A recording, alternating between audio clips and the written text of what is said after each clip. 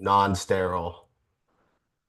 All right, everybody, welcome back to another broadcast of This Week in Cybersecurity. We're here today with Mr. Albert Well, the founder and CEO of It's Safe and It's Security Solutions, and another guest, Tom Albert, the founder and CEO of Measured Risk. And today we are going to talk about the emerging innovations, threats, and the road ahead in cybersecurity and global risk. Albert? Well, you didn't dig too deep a hole to get us started in, did you? Just a tiny one. A non-sterile hole, by the way. Yeah, well, sure, there are a lot of germs and issues that are going around whenever you have somebody else manufacture your technology. And I think that's an important point because most everybody that walks down to their local Best Buy, Staples, I don't know, Walmart to buy technology products thinks that they're safe and they can put them in their home, their office, and they can use them to do all kinds of things. What's your Mhm. thoughts on that? No, I've got a lot of thoughts. It's good to see you guys. So, you know, I was just literally right before we got on here, I was on the phone with the chief information security officer of a large Fortune 500 company. And we were talking about this very topic specifically.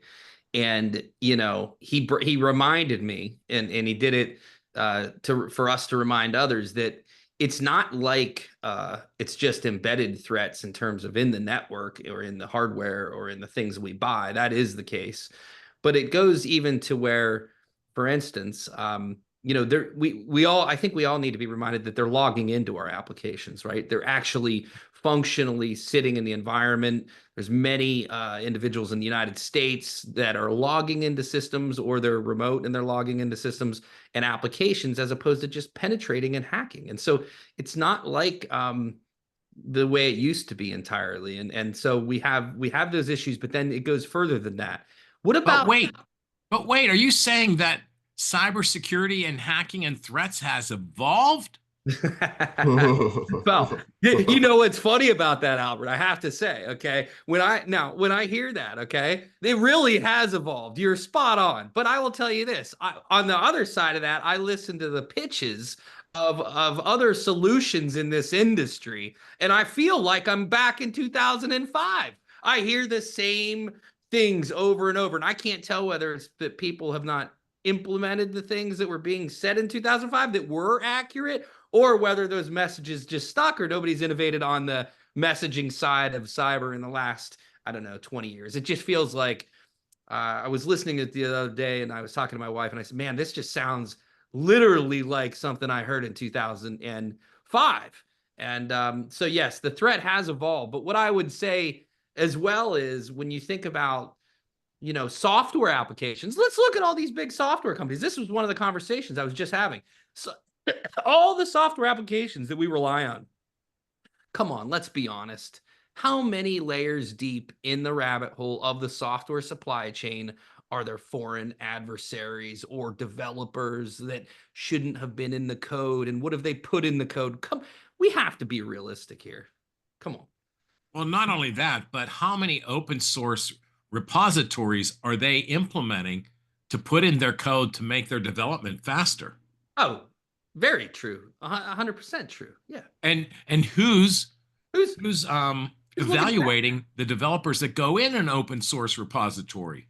Yeah. Well, the scary part is, look, that train has left the station, so to speak. Actually, that cruise liner is like in the dock already because, those systems are already being used every day. We rely upon them, apparently. Could you So, give some examples, Tom? yeah, I don't want to name any names of companies. I Yeah, think that that's would be rude. yeah, but I just think it's really important to yeah, those of us that are in the world of developing software and in the world of cybersecurity know what we're many of the common I guess you say the common companies that we really depend upon that utilize, let's say, development outside the country where if those machines are infected or those individuals developing the software put specific packages into software applications, and those are really what I would say is that rabbit hole runs very, very deep. And And so it goes beyond even just, adversaries logging into systems. It goes into the way systems are built these days. And it was really interesting. This chief information security officer is brilliant, and he said, I really think all development should be done in the United States, and I can't disagree with him if we're going to use those systems. Yeah. And then you throw AI into the game and a bunch of generative AI, and now all these AI systems talking to other AI systems, and who even knows what the heck's going on with that and how much risk and threats could come Well, along with. so Dan, you bring up a really great point. I mean, we have a lot of new solutions and systems and tools that are being developed and being deployed, but we really don't know what they're doing until and unless we start monitoring the actual network connections that are going on inside the environment. And then, unless and until we do that, we're going to be fooled every day of the week. So what's the solution? Well, it's definitely continuous monitoring and mitigation. All right. CISA came up with continuous diagnostic and mitigation in 2012, and we see how far that got. How far did it get? I'm new to this world. I don't think it even reached the launch pad. Okay. It's a great idea, but nobody has been able to deploy a technology that will do that yet.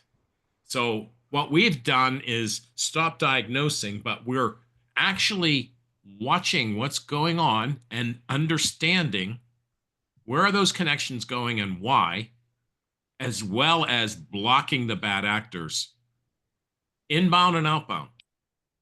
Right. But And Tom has another point where we can do that with the third-party suppliers that are outside of the organization to look at the threats that they're bringing in because we're working with third-party vendors. Mm-hmm. Huh. Wow, that's a lot to unpack right there. What do you think of that, Tom?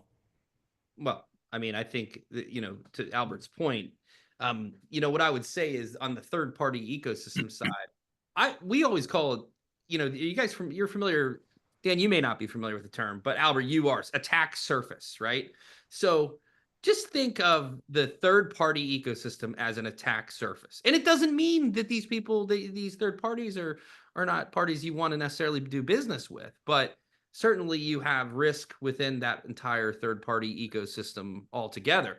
And being able to have visibility to that risk is super important. But also what I would say is, when you can't just look at an organization from the network interior, you need to look at it from the outside in, the way that an adversary would look at the network as well. It's really important. I mean, you guys are familiar with algorithmic warfare. And, what does that mean? Well, think of scanning. Albert, this number, how many times is our organization scanned a day? Oh, I believe instead of collecting how many times a day, it should be how many times in an hour. Yeah. I would say it's on the tens of thousands. Yeah, tens of thousands. And if we're using third parties, how robust is their cybersecurity to actually be able to detect that they're a threat as well, and people are getting inside their network to get into their clients? And that is why we built Measured Risk, because those third parties are an entry vector into the primary client, and then every third party, and you really can go deep in terms of link analysis and see just how interconnected all of these entities are, and where the asset risk sits, and where the entry points exist. But again, you're never going to connect any of the dots without actually visualizing what's going on, whether it's third party or inside the environment. If you don't have eyes on what's happening, you're never going to know. I think it's really say ignorance is bliss until you get the $15 million fine for being ignorant. I think it's really difficult for the audience to understand like the implications of third parties without being able to paint a verbal picture using specifics, right? And I think without saying names, it's kind of hard for somebody that's not aware of this world. Let's say Joe's Pizza Shop has a payment card tool in their store or on their website.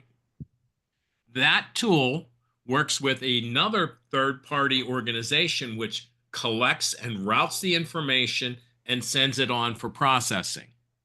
So the third-party data processor for payment cards gets breached. Do you know? No, you don't know. Right. And if they Unless don't they send have, you a letter. maybe 2 years later, because somebody sued them. But if you don't have visibility about cybersecurity in your environment, which now includes everyone you do business with, you're not going to know. Now, how do you do that effectively? And that's by putting something like It's Safe inside the environment to watch all the connections going in and out and see what's happening. Now, you don't get visibility inside the third-party vendor directly, but if they have traffic coming through that you don't recognize, guaranteed it's probably something that you didn't want there in the first place. I wonder if you could get access into the third-party networks through something like the blockchain, where there's a protocol verifying the inputs and outputs without giving you the specific information. What do you guys think of that? I like the idea of a ledger. I mean, in terms of it's certainly more secure, I think, than the way third parties are connected to organizations today. I look at a ledger as being a bookkeeping event, but not something that's going to protect the organization. Huh. Well, I think cryptographically is what I'm describing, a tighter connection. Is that what you mean, Dan? Yeah, right. And I have a very rudimentary understanding of the blockchain, but what I'm getting at is from my basic level of research, what I understand is you can verify things on the blockchain without actually knowing the specifics. So for instance, if say you submitted to me a bank statement from Bank of America, through the blockchain, I'd be able to verify the legitimacy of that document with Bank of America without sharing any specifics about the document. No, you're right. You could. And that's validation and verification. But that does not identify malicious activity of that information inside that third party going to a fourth, fifth, or sixth party as well. That's correct. And whether those third, fourth, fifth, and sixth parties are breached or are going to be breached. And so you're validating verification that the statement is correct. That's true. Right. That's not cybersecurity. Okay. That's non-repudiation. You can't deny that this is what exists because, well, the blockchain says so. But the blockchain does not analyze how you got that information or who it's being distributed to. That's a deep Yeah, it is. I understand. And everybody wants that purple pill, the super pill that makes them well, whole, and cyber protected. But there's no I purple haven't pill. seen any. Tom, you don't have a purple pills pill? lately. I'm going to start selling the purple pill. What? What's this purple pill we're talking about? All right, let's go. Purple pill. How soon do we get funded? Tomorrow? Just make sure that the money from the funding on the back side of the VC is American. That's really important, by the way. We don't want any foreign ownership, influence, or control in the money that comes through the VC that then funds us. It's really well, how the heck do you even figure that out, Tom? Well, that's important. That's really a responsibility of our venture community, Dan.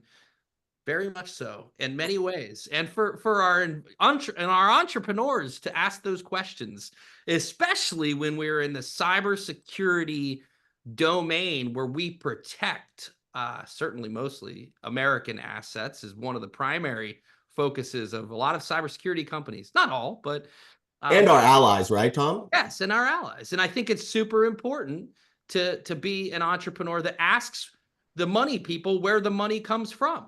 Right. And it's unfortunate that it's not very clear what the process is with the regulators and the powers that be, such as the SEC and the parties you're talking about for, emerging entrepreneurs to know these things. It's like a very convoluted process. And there's a few vendors and suppliers that provide some solutions, but even knowing like what you have to do for your due diligence to make sure that you're cool with Uncle Sam Yeah.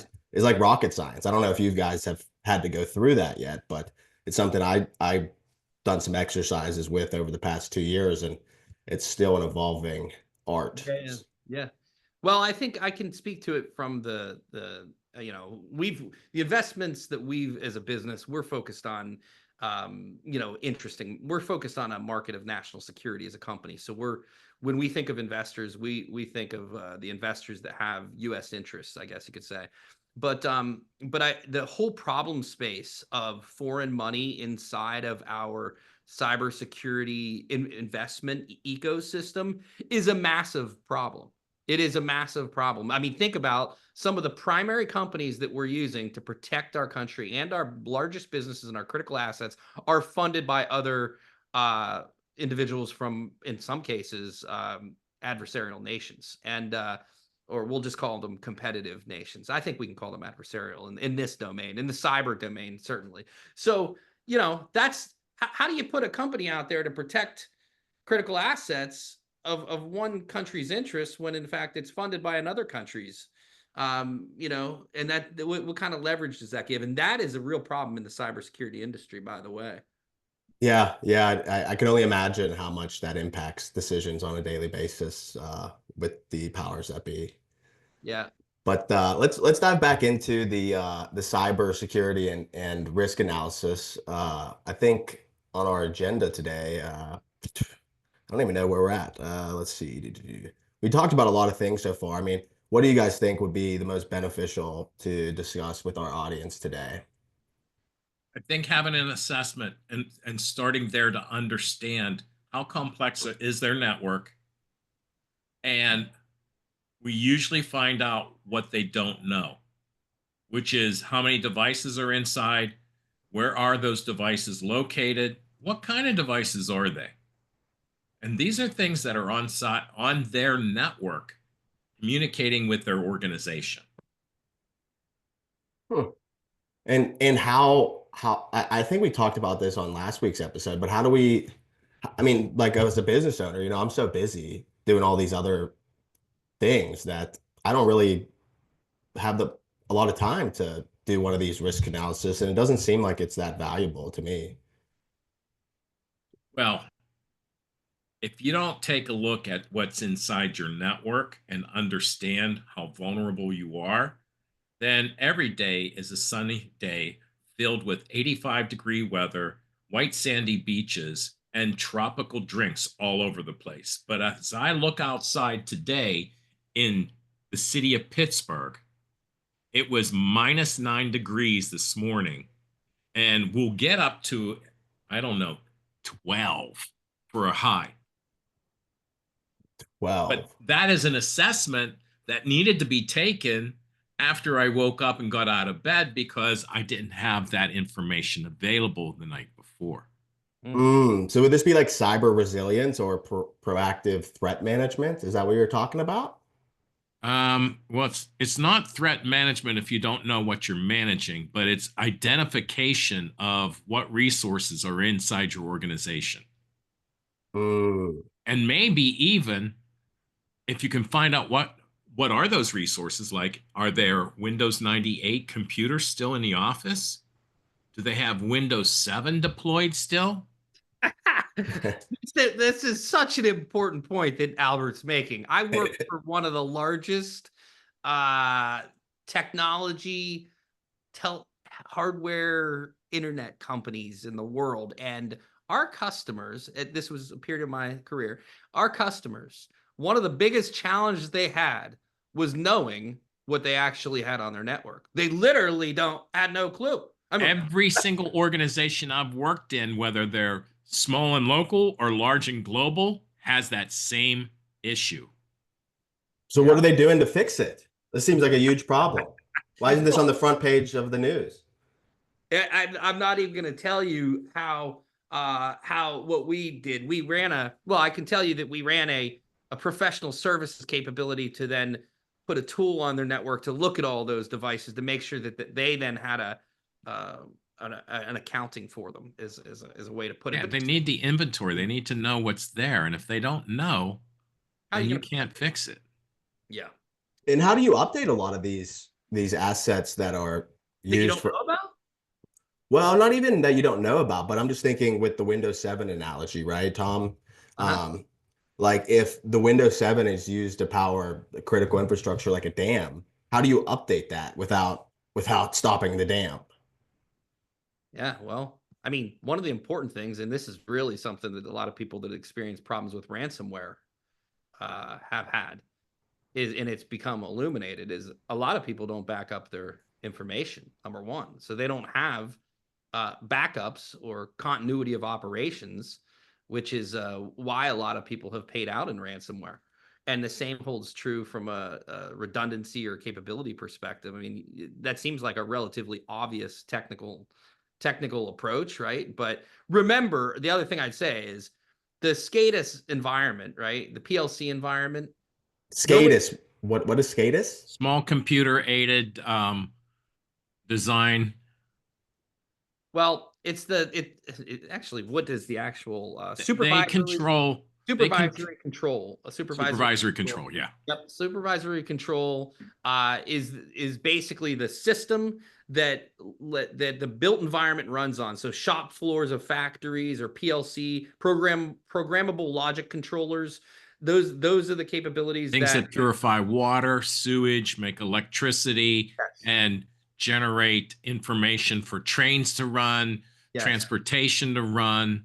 Anything that is absorbed in the national critical infrastructure usually has systems that haven't been brought offline for at least a dozen years. And some of them are so archaic Yep. that they can't be taken offline because they're one of a kind. And operational technology is the OT is the moniker for that domain, what you just described. It's a terrifyingly important space. And it is the composition in many respects of our critical infrastructure.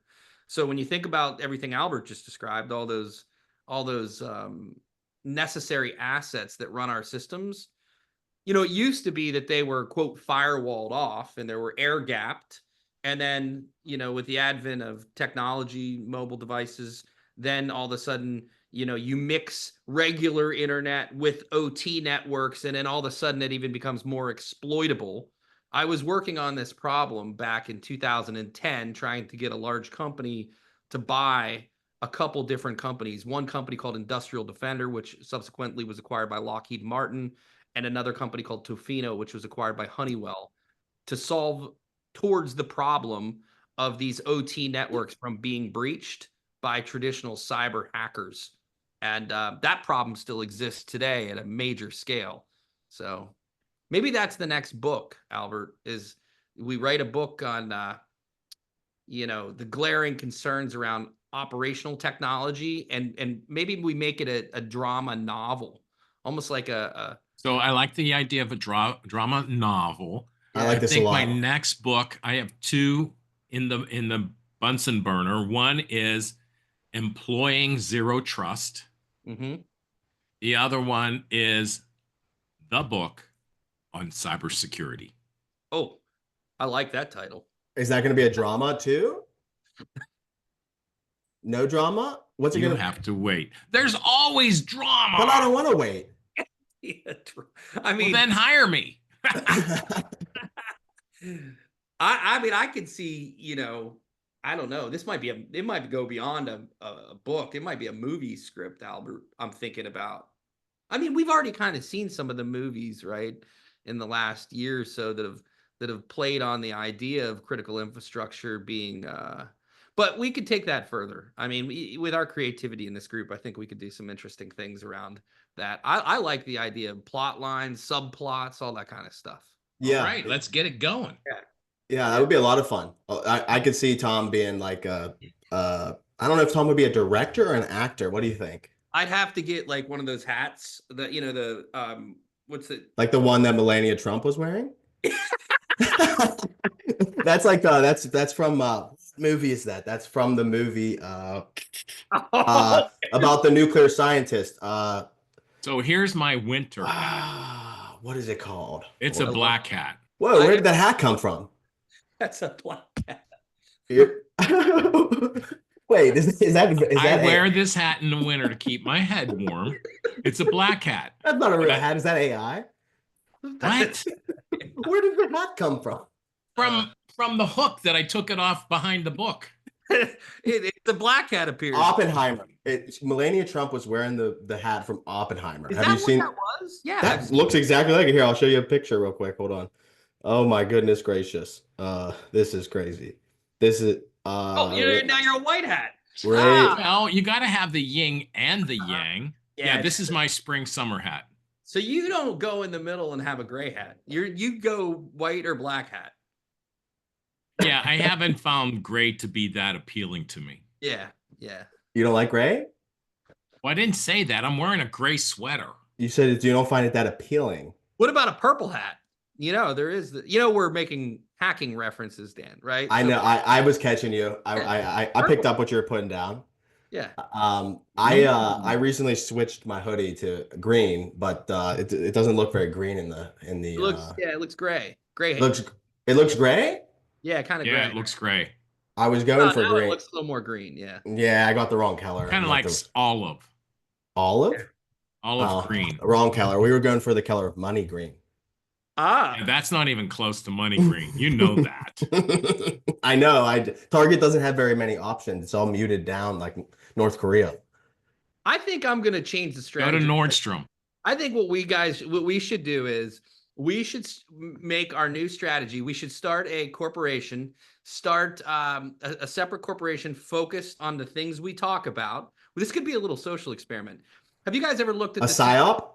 Have you ever looked at the CEO of MicroStrategy, what he did, and he bought just a boatload of Bitcoin? Yeah, I did see that. Yep. Okay. So MicroStrategy used to be a technology company. I think still is, but their real value is in the holdings of this Bitcoin. How about we do this? We start one, we make it a technology consultancy amongst us, but what we do is we invest in the Trump meme coin. I think it's too late. Yeah. Well, that's not investment advice, by the way, for if the SEC is listening. I want to make that very clear. Not investment advice. I'm not an investment advisor. That's just my opinion. But there are several technology corporations sitting right here on this call that are currently investable. Yeah, totally. Right. And it's like a fine line, like where is the fine line between me being able to have an opinion about your company? I'm not going to say the specific name.